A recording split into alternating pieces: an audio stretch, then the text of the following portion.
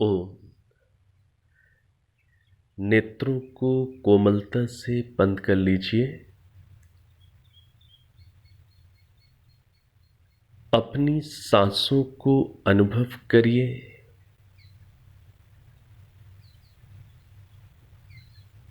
और सांसों को, इस जीवन को देने वाले परमात्मा के प्रति भीतर सजग बनिए।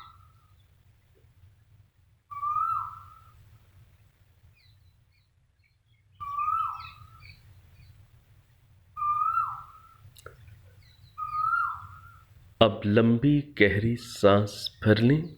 मिलकर ओम का उच्चारण करेंगे। ओ।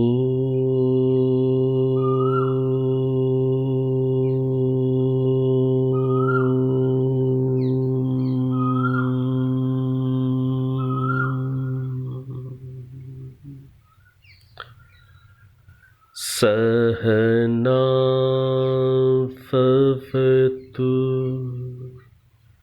सहनौ भुनक्तु सह वीर्यम् करवावहै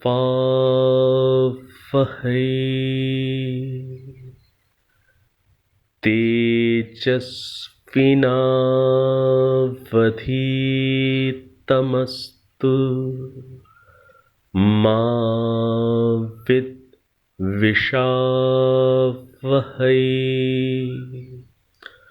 ओम शांति शांति शांति।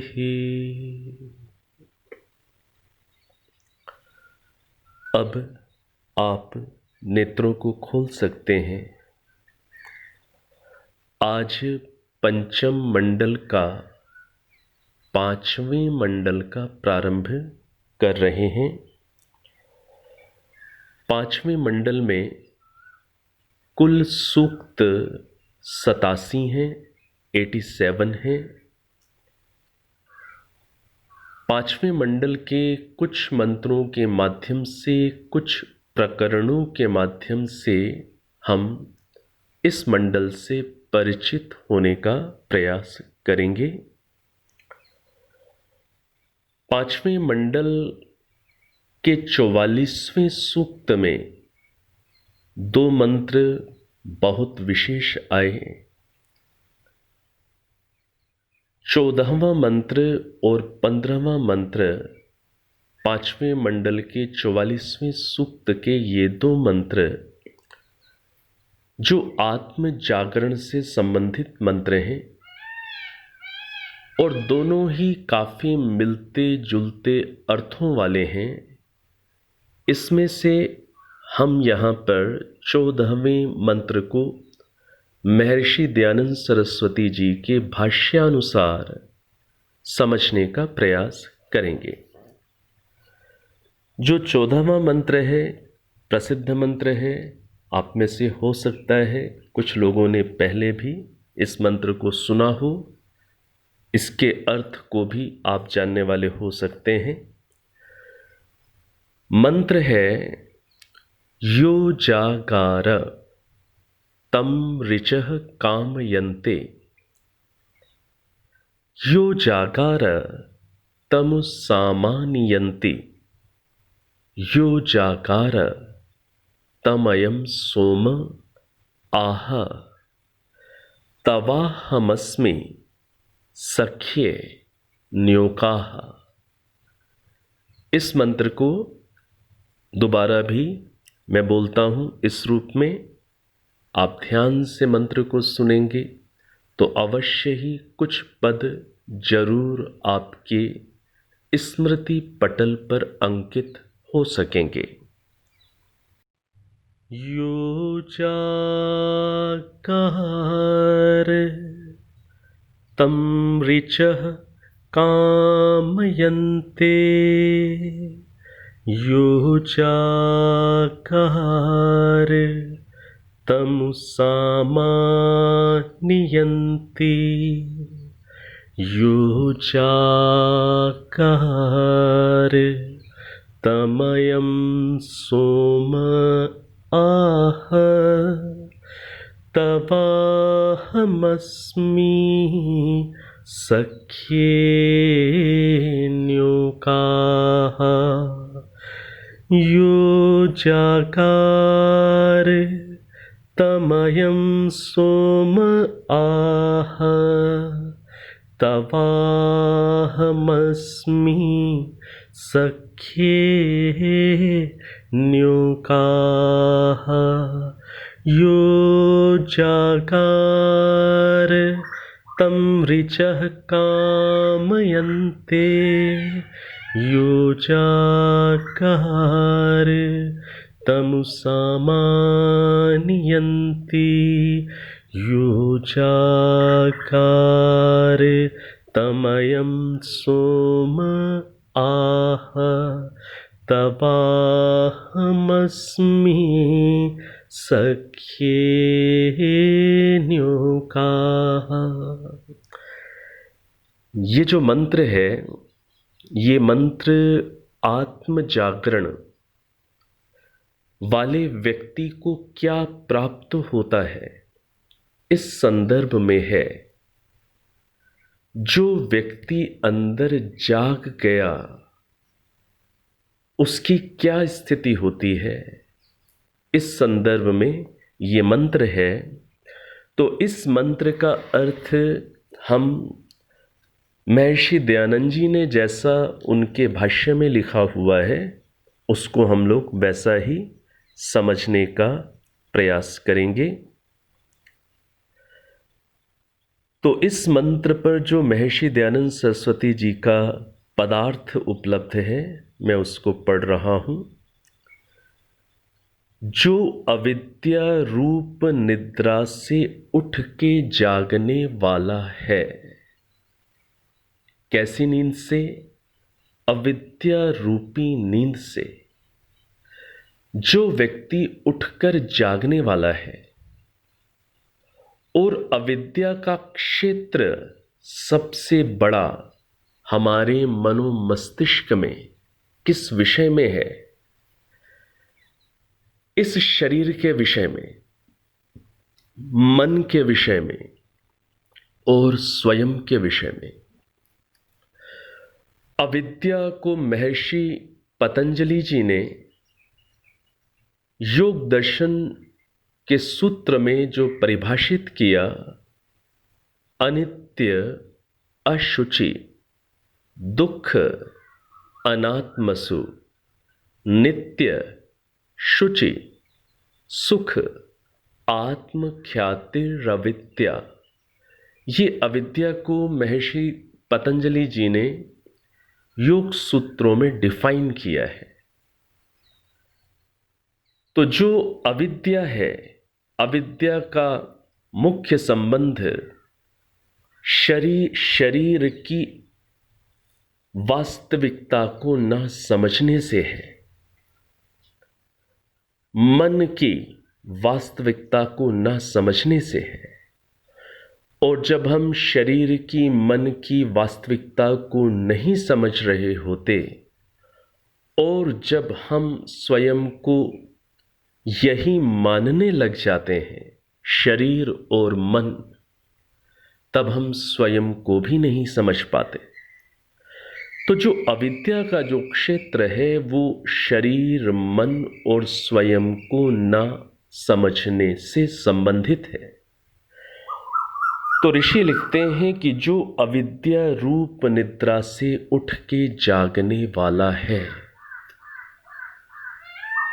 शरीर के स्पष्ट बोध में जो आने वाला है, जिसे इस शरीर की जड़ता, नश्वरता, अशुद्धता, ये मैं नहीं हूं, यह ज्ञान जिसको शरीर के विषय में स्पष्ट है। शरीर कैसा है? जड़ है। शरीर कैसा है? परिवर्तनशील है, नश्वर है, अशुद्ध है, मरण धर्मा है, और मैं इस शरीर में रहने वाला मैं आत्म तत्व, मैं ये शरीर नहीं हूं, मैं ये मन नहीं हूं, मैं अनुभव करने वाली नित्य, शाश्वत, अविनाशी चेतन शक्ति हूं, जो इस शरीर के अंदर रहती हुई अनुभव कर रही है, वह मैं हूं। तो इस रूप में जब व्यक्ति को अविद्या से व्यक्ति का जागरण होता है, जब व्यक्ति स्वयं के बोध में आता है, हम आत्मा हैं, हम चेतन तत्व हैं, जितना जितना हम स्वयं के विषय में स्पष्ट होते हैं, तभी हमें जो महान चेतन सत्ता, जो परमात्म तत्व हैं, उनके विषय में भी तभी हम समझने योग्य बनते हैं। विशेष रूप से हम ईश्वर को तभी समझ सकते हैं जब पहले हम स्वयं को ठीक ठीक समझ लें। और समझने से तात्पर्य है केवल बौद्धिक चिंतन करके नहीं, केवल बौद्धिक चिंतन करके नहीं, अनुभव के स्तर पर जब हम स्वयं को जानते हैं, चेतन तत्व को जब हम समझ लेते हैं अनुभव के स्तर पर, तब हम परमात्मा को, जो परम चेतन तत्व हैं, उनको भी हम फिर विशेष समझने की योग्यता वाले धीरे धीरे बनते हैं। तो यहां पर ऋषि दयानंद जी क्या लिख रहे हैं कि जो अविद्या रूप निद्रा से उठ के जागने वाला है, उसको ऋचाओं के सदृश, ऋचा शब्द का अर्थ हमने समझा था स्तुति, ऋचाओं के सदृश जन कामना करते हैं। जिस प्रकार से लोग स्तुति की, प्रशंसा की कामना करते हैं, या जिस प्रकार से लोग वेद मंत्रों को समझने की इच्छा रखते हैं, उनसे जुड़ने की कामना करते हैं, दोनों ही प्रकार के अर्थ किए जा सकते हैं। जिस प्रकार से लोग वेद मंत्रों की कामना करते हैं, या ऋचा का अर्थ हम स्तुति ले लें, जिस प्रकार से लोग स्तुति की, प्रशंसा की कामना करते हैं, उसी प्रकार से लोग अविद्या रूप निद्रा से जो उठ गया है, जो अंदर जग गया है, उसकी कामना करते हैं, उसको पाना चाहते हैं, उससे जुड़ना चाहते हैं। आगे क्या कहते हैं ऋषि, और जो अविद्या रूप निद्रा से उठ के जागने वाला है, यो जागारा, जो अविद्या रूप निद्रा से उठ के जागने वाला है, जागारा जागने वाला है, उसको साम वेद के विभाग प्राप्त होते हैं, उसको तमु सामानी यंती, उसे साम वेद के विभाग प्राप्त होते हैं। क्या है साम वेद के विभाग? श्रद्धा, सच्ची भक्ति, सच्चा समर्पण, गहरी आध्यात्मिक अनुभूतियां, ये सब साम वेद के विभाग के रूप में हम यहाँ पर ग्रहण कर सकते हैं। जो व्यक्ति जग जाता है, जो व्यक्ति निद्रा से बाहर आ जाता है, उसकी सत्य के प्रति श्रद्धा हो जाती है और उसके अंदर सच्ची भक्ति का उदय हो जाता है और उसके अंदर सच्चा समर्पण पैदा हो जाता है। तो श्रद्धा है, भक्ति है, समर्पण है, समाधि योग की स्थितियां हैं, उनकी अनुभूतियां हैं, ये सब साम वेद के विभाग के रूप में हम समझ सकते हैं। साम वेद का विषय ही उपासना है, ईश्वर की भक्ति है, तो उसे ये साम वेद के विभाग प्राप्त होते हैं।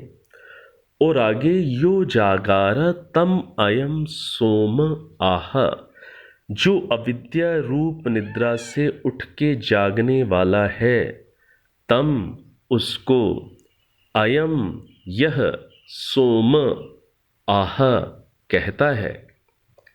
सोम पद का अर्थ यहां ऋषि ने जो किया, उसको यह सोम लता आदि औषधियों के समूह और ऐश्वर्य, जो भी ऐश्वर्य है और जो भी ये औषधियां हैं, उत्तम अन्न, उत्तम औषधियां और जो सब कुछ जगत का ऐश्वर्य है, वह उसको आह कहता है।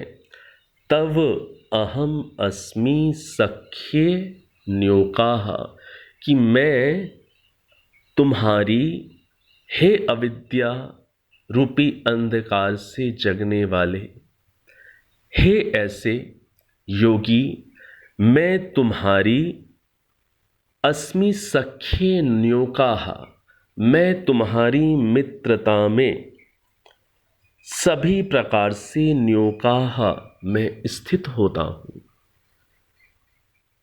तो जो व्यक्ति अविद्या के अंधकार से जग जाता है, उसको साम वेद के विभाग प्राप्त होते हैं, श्रद्धा, भक्ति, समर्पण, योग, आध्यात्मिक अनुभूतियां प्राप्त होती हैं।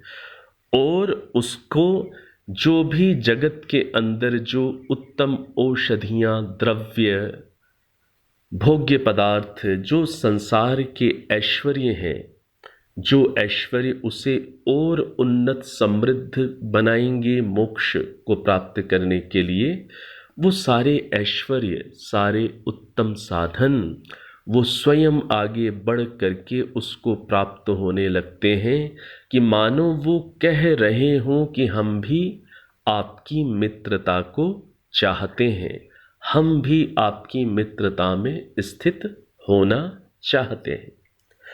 तो ये अर्थ महर्षि दयानंद सरस्वती जी ने यहाँ पर किया हुआ है। और सोम पद का अर्थ ईश्वर भी होता है।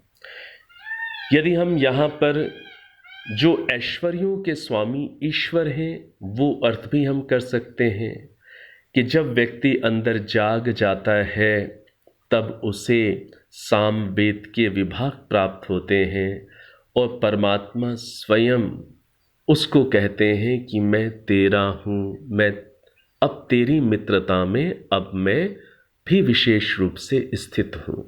इस रूप में भी इसका अर्थ किया जा सकता है। परमात्मा को भी हम ग्रहण कर सकते हैं, और जो जगा हुआ व्यक्ति है वो तो निश्चित रूप से परमात्मा तो उसके संग है ही, तभी वो जगा है, उस बोध में है। यदि इस चीज को हम अंतर्निहित जागरण के अंदर ही समझ लें, तो फिर हम इस बात को समझ सकते हैं कि ऐसे व्यक्ति को समस्त ऐश्वर्य और समस्त साधन फिर सहजता से उपलब्ध होने लग जाते हैं। दोनों प्रकार से आप इसे ग्रहण कर सकते हैं। और जो अगला मंत्र है, अगला मंत्र मैं केवल उसका उच्चारण कर रहा हूं, जिससे आप समझ पाएंगे कि ये कितना इसी जैसा मंत्र है जो अभी हमने समझा। अगला मंत्र है 15वां मंत्र, अग्निर्जागार तम ऋचः कामयन्ते। अग्निर्जागार तम सामान्यन्ति, अग्निर्जागार तमयम सोम आह, तवाहमस्मि सख्ये न्योकाः। तो यहाँ पर अग्निपद बार बार आ रहा है, और महर्षि दयानंद सरस्वती जी ने जो अर्थ, जो भाव उनका जो प्रकट होता है, वो इसी रूप में है कि जो अग्नि के समान जो व्यक्ति जग कर प्रकाशित हो जाता है। जैसे अग्नि, अग्नि कैसी है? प्रकाशित है, प्रकाशमान है, स्वयं प्रकाशित है और अन्यों को भी प्रकाश बांटने वाली है। तो जो अग्नि के समान प्रकाशित होता है, जग जाता है, उसके लिए भी बिल्कुल आगे लगभग ऐसे ही पद हैं। तो वहाँ पर अग्निपद विशेष रूप से जुड़ा हुआ है। तो जो अग्नि के समान जग जाता है, प्रकाशित हो जाता है, और साथ में इस चीज़ को भी हम जोड़ लें, जैसे अग्नि अपना प्रकाश, अपनी उष्णता मात्र अपने तक सीमित नहीं रखती, उसे बांटती है, उसे देती है। तो जो ऐसा हो जाता है उसके लिए भी यही सब बातें कि तम ऋचः कामयन्ते तमुसामानियन्ति तमयम सोम आह तवाहमस्मि सख्ये न्योकाः। बाकी शेष वही पद हैं। तो ये पांचवें मंडल के ये दो मंत्रों को हमने समझा। 14वां मंत्र और 15वां मंत्र ये 44वें सूक्त के मंत्र हैं, और इस सूक्त के जो ऋषि हैं अवत्सारः काश्यपः, ये ऋषि हैं। और जो इन दो मंत्रों के जो देवता हैं, केवल इन दो मंत्रों के ही नहीं, संपूर्ण 44वें सूक्त का जो देवता है वो विश्वे देवाः, ये देवता वहाँ पर लिखा हुआ है। और 14वें और 15वां मंत्र, ये दोनों ही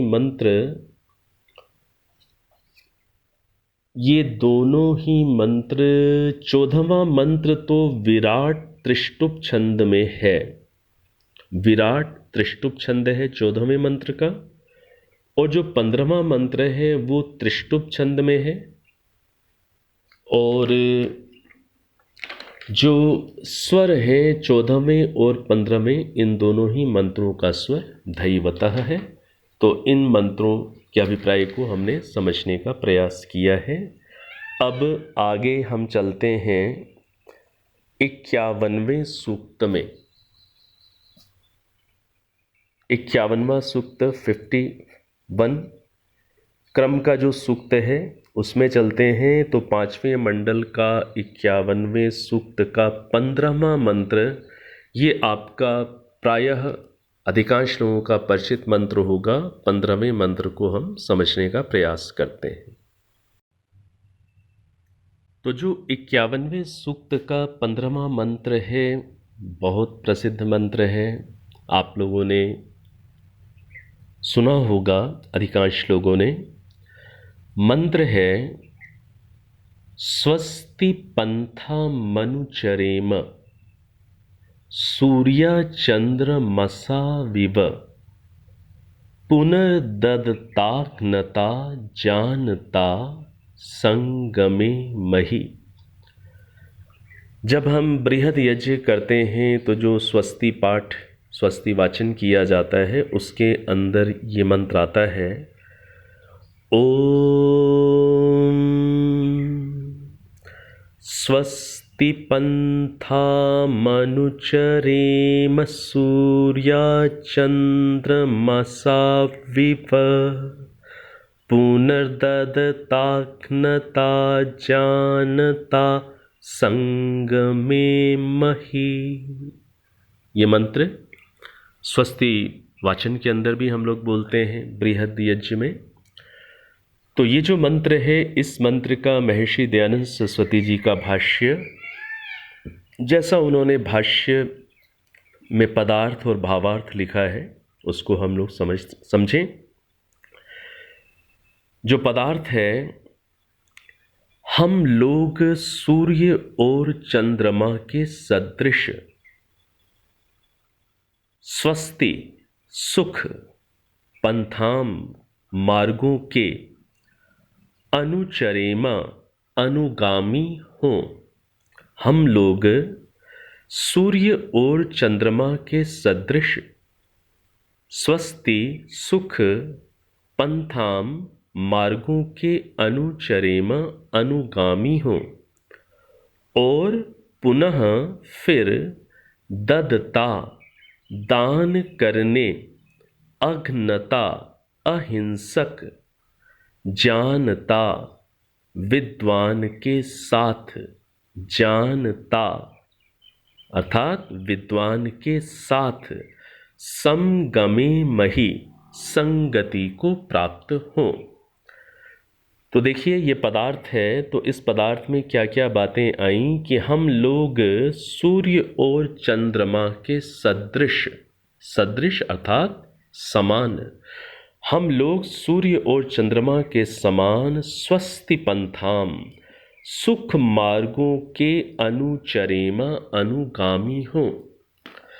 जिस प्रकार से सूर्य और चंद्रमा,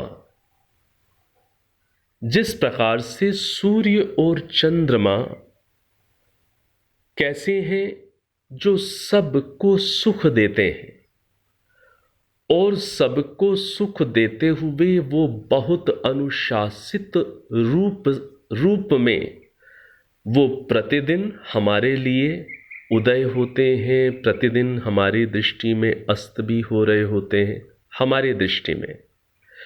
तो जिस प्रकार से सूर्य और चंद्र हमारे लिए सुख को दे रहे होते हैं और सुख को देने के लिए वो स्वयं, उन्होंने जिस प्रकार जीवन के अंदर भी हमारा समस्त, हमारी क्रियाएं, हमारी गति, हमारा जाना आना सभी प्राणियों के हित के भाव से हो और अनुशासित रूप में हो।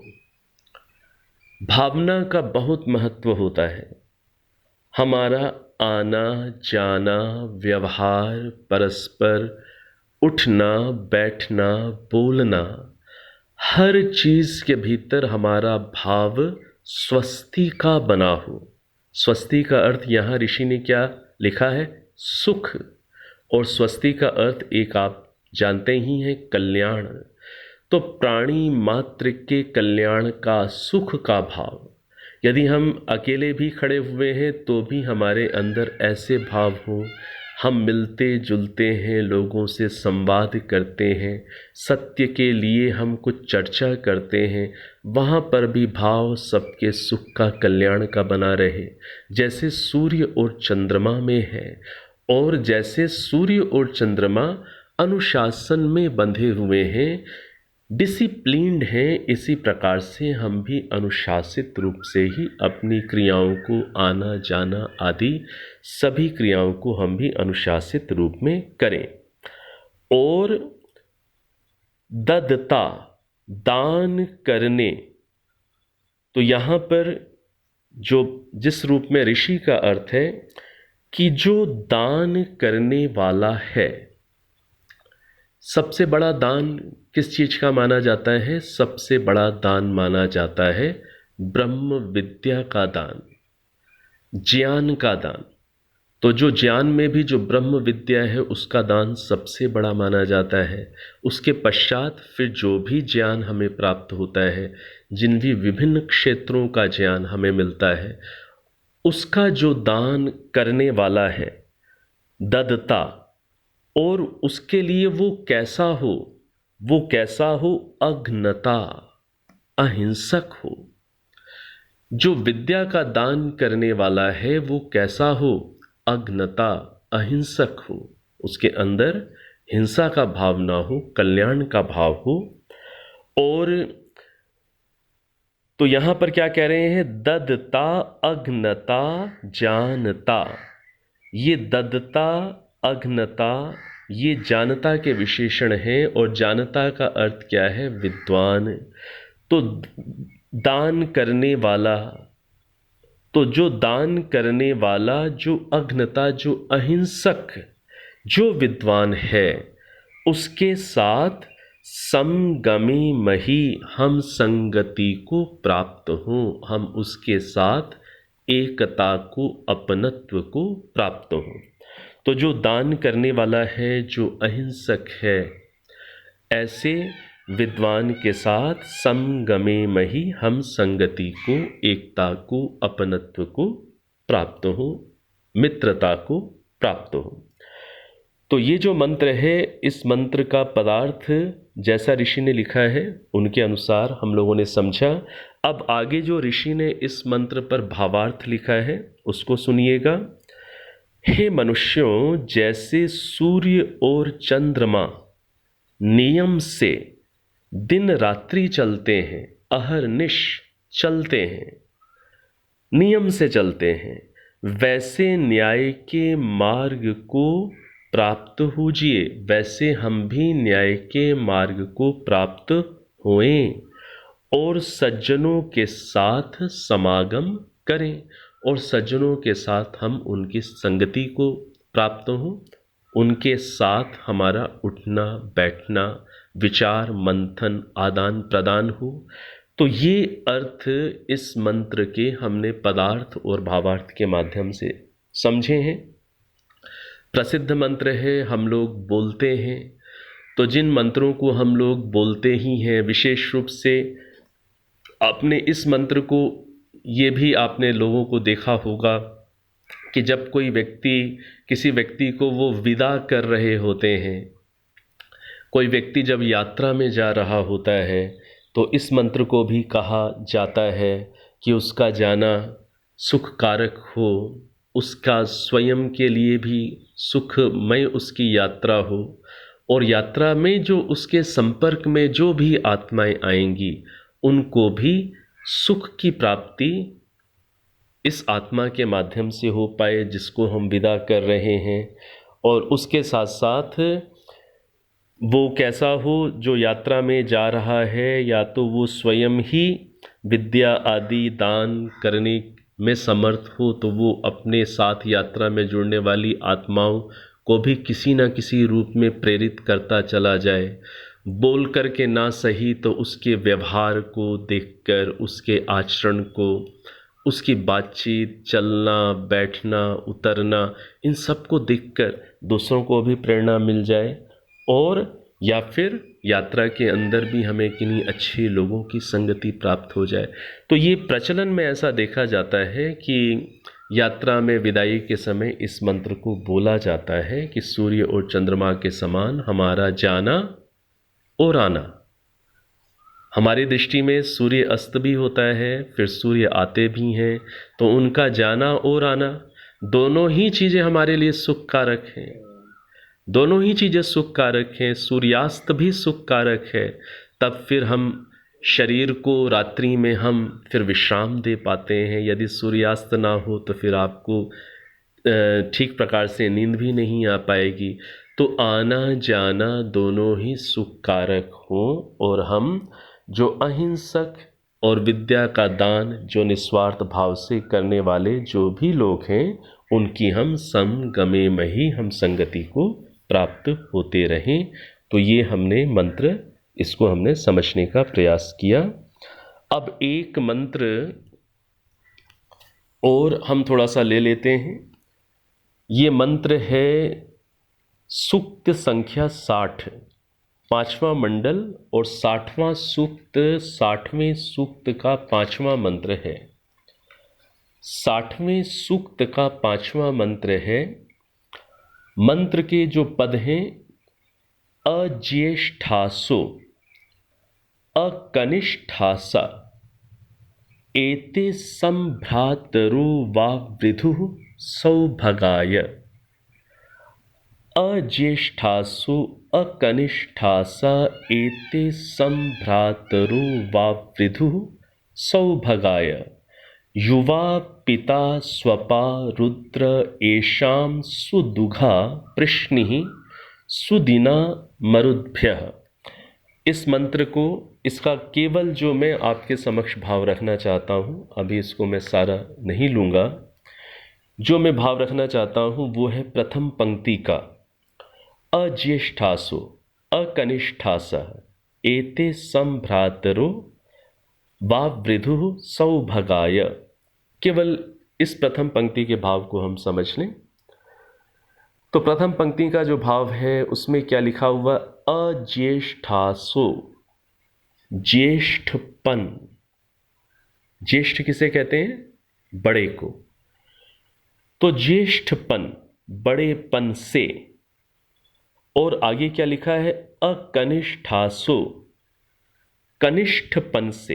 कनिष्ठ, ज्येष्ठ और कनिष्ठ, ये दो शब्द आपके परिचित होंगे। ज्येष्ठ मतलब बड़ा, कनिष्ठ मतलब छोटा। तो इस मंत्र में क्या बात आई जिस कारण से मेरी ये इच्छा हुई कि ये मैं आपके सामने रख दूं। कि ज्येष्ठपन और कनिष्ठपन से रहित होकर मैं बड़ा हूं, मैं छोटा हूं, इन दोनों भावों से ऊपर उठकर एते ये भ्रातरः बंधुजन सौभगाय श्रेष्ठ ऐश्वर्य होने के लिए समवावृधुः बढ़ते हैं। तो क्या बात कही जा रही है? वेद का उपदेश किस रूप में, इस रूप में भी हमें प्राप्त हो रहा है। वेद के अंदर ये भी हमें बातें मिलती हैं कि हमें बड़ों का सम्मान करना होता है, छोटों के प्रति हमें प्रेम का भाव रखना होता है, इस तरीके की भी बातें मिलती हैं। लेकिन यहाँ पर एक थोड़ी सी नई बात भी मिल रही है और ऋषि दयानंद जी का भी ऐसा ही अर्थ है कि ज्येष्ठपन और कनिष्ठपन से ऊपर उठकर कौन से पन में? बंधुत्व के भाव में, कि हम सब बंधु हैं, हम सब ईश्वर की संतानें हैं। कौन बड़ा है, कौन छोटा है? अब यहां पर वेद उस दिशा में हमें नहीं कह रहा। हाँ, व्यवहार करते समय हमें इस रूप में भी देखना होता है, ऐसे भी हमें वेद के मंत्र मिलते हैं।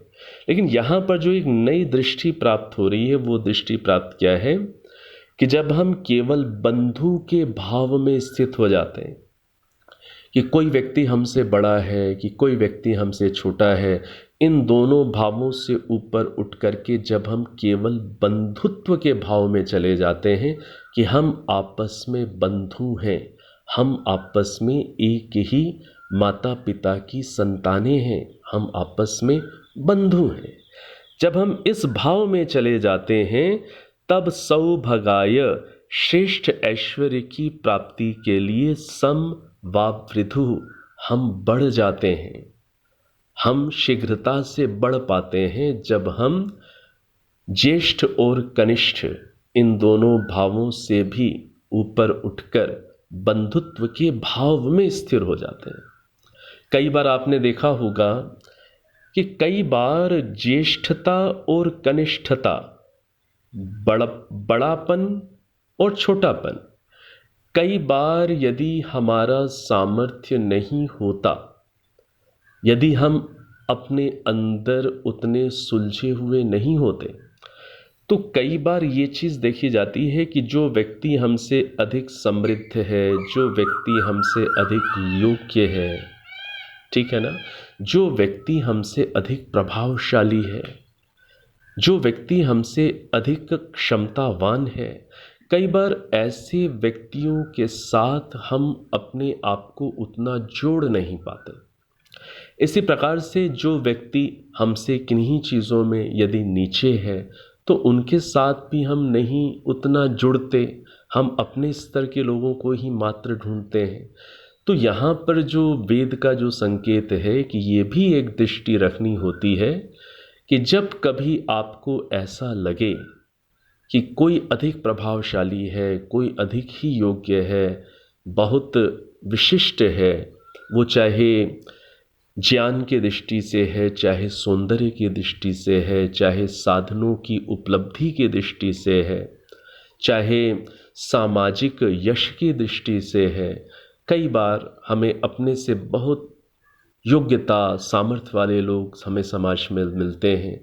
तो वहाँ पर यदि हमारे अंदर हमें ऐसा लगे कि हम उनसे जुड़ ही नहीं पा रहे, तो फिर वेद के इस उपदेश को भी हमें समझना है कि वहाँ पर वो हमसे बड़े हैं, हम उनसे कम हैं, इस भाव से बाहर आ जाइए और इस भाव से बाहर आके कौन से भाव में स्थिर हो जाइए कि ये भी मेरे बंधु हैं, मैं भी इनका बंधु हूँ, हम ईश्वर की संतानें हैं, हम एक हैं।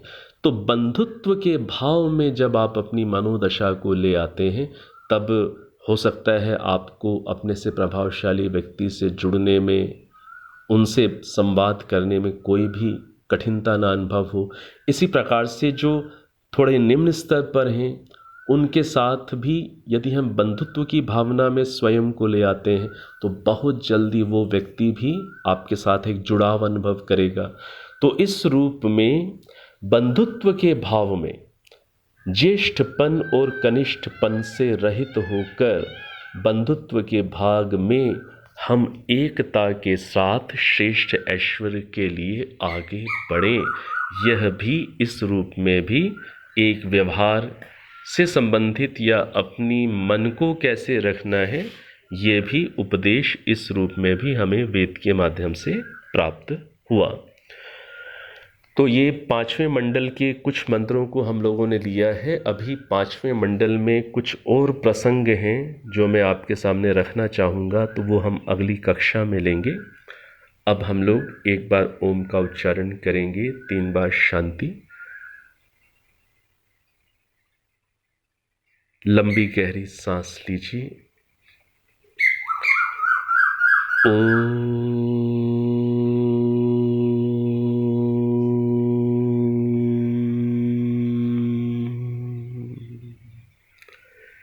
शांति शांति शांति।